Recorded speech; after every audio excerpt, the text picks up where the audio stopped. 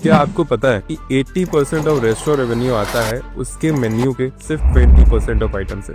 नमस्कार सभी को, ये है day 28 of the series how to open your restaurant cafe in 30 days. सबसे पहले तो समझते हैं मेन्यू की सबसे क्रेजी स्ट्रेटेजी को, जिसमें आती हैं ये 4 चीजें: stars, slow horses, puzzles and dogs. ये बेसिकली ऐसी कैटेगरीज होती हैं जो ओवरऑल मेन्यू के सारे आइटम से कवर करती हैं। जैसे स्टार्स में वो आइटम आते हैं जो हाईली पॉपुलर होते हैं प्लस रेस्टोरेंट्स के लिए हाईली प्रॉफिटेबल भी होते हैं, जैसे मार्गेरिटा पिज्जा। स्लो हॉर्सेस में आते हैं वो आइटम जिसकी पॉपुलैरिटी ज्यादा रहती है लेकिन उसका प्रॉफिट मार्जिन बहुत कम रहता है, जैसे कि हो गया फ्रेंच फ्राइज। पजल्स में आती है वो डिशेज जिसका प्रॉफिट मार्जिन बहुत ज्यादा रहता है बट उसकी पॉपुलैरिटी बहुत कम है, जैसे कि हो गया ट्रफल रिकोटो। फिर आता है डॉग्स। डॉग्स में आती है वो डिशेज जिसका प्रॉफिट मार्जिन एंड पॉपुलैरिटी दोनों कम होती है, जैसे कि Greek salad. But as a good space आपको अपने मेन्यू में सारी चीजें रखनी पड़ेंगी, तो उसके लिए मेन्यू इंजीनियरिंग का बहुत ही सिंपल सा कॉन्सेप्ट है कि जितने भी स्टार प्रोडक्ट्स हैं उनको अपने मेन्यू में सबसे ऊपर रखिए, फिर उसके नीचे रखिए पजल्स वाले प्रोडक्ट को एंड उसके आगे कुछ भी लिख दीजिए, जैसे कि शेफ्स फेवरेट, या उसके आगे टिक लगा दीजिए, स्टार लगा दीजिए, जिससे लोग उसको ऑर्डर करने का सोचे। फिर लास्ट में आता है स्लो हॉर्सेस एंड डॉग। इस आइटम को कोशिश करिए कि आप अपसेल करें, जैसे बर्गर हो गया अपना स्टार आइटम एंड उसके साथ आप अपसेल कर रहे हो फ्रेंच फ्राइज को। तो इससे क्या रहता है कि आपको प्रॉफिट मार्जिन एंड एफिशिएंसी दोनों मेंटेन रहती है।